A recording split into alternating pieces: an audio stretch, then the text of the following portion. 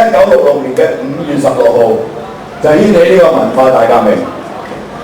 將中國帶向一個野蠻嘅時代，足足10年。2010年嘅5月16號516通知就係將香港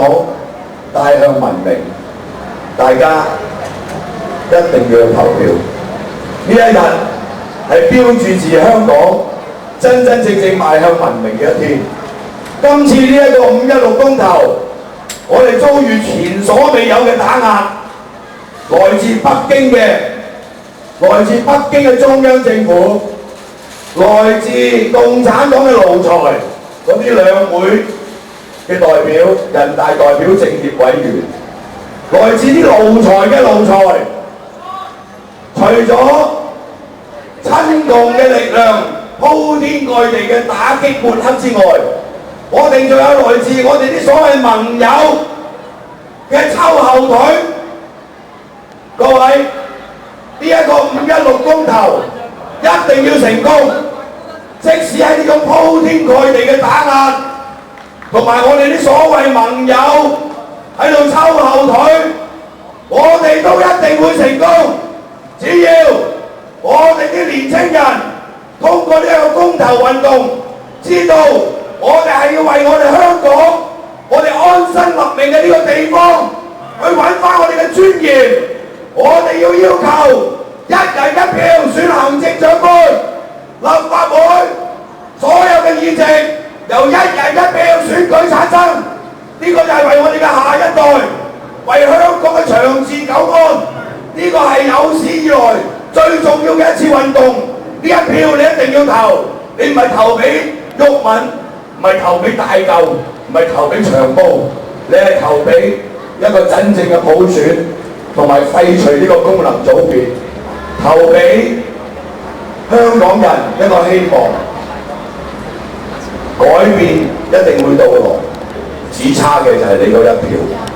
所以希望大家告訴大家，今日呢個音樂會個時間都好長嘅，其實係一班年青人，佢覺得香港唔應該係一個單一嘅社會。香港係一個多元嘅社會，香港嘅年青人唔係青年事務委員會所塑造出嚟嘅年青人，香港嘅年青人有自己獨立思考嘅能力，香港嘅年青人知道自己需要乜嘢。通過呢個音樂會，希望係喚醒其他嘅人。我哋成日講，我哋今天所做嘅嘢係自覺覺察，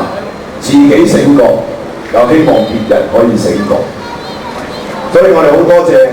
今日參加呢個音樂會嘅年輕朋友，特別係大家睇到喺我前邊，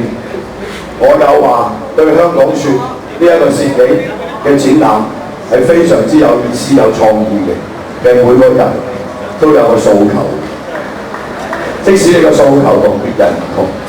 但係我哋都希望有個平台。俾你將呢個訴求嘅講出嚟。而家香港係俾一班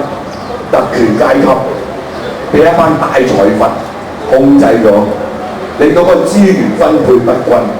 今日喺維園有個年輕嘅朋友令我非常之感動，指住呢個張宇人話